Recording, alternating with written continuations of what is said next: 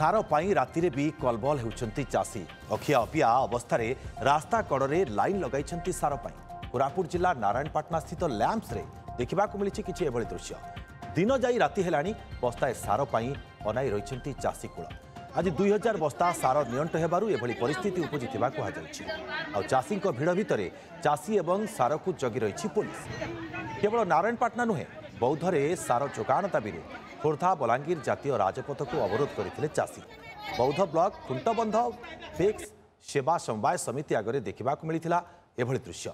ए समय बौद्ध तहसिलदार पहुंची देखि कांदी कांदी सार पाई निवेदन करते चाषी। बौद्ध तहसिलदार कहते समस्त को सार जोगाई दि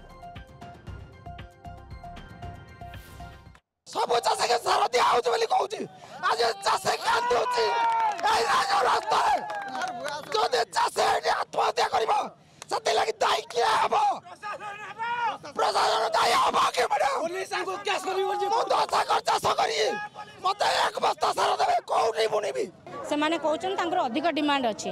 मुझे एआरसीएस सहित कथा इंडेंट भी जाइए फेज वाइज आसूची। फर्स्ट फेज आसिक डिस्ट्रीब्यूट होता 300 केते आसला एबे 600 केते आसी तो आउरी पुणी इंडेंट जाइए से इंडेंट भी आसले से अनुसार आम फेज वाइज डिस्ट्रीब्यूशन हम।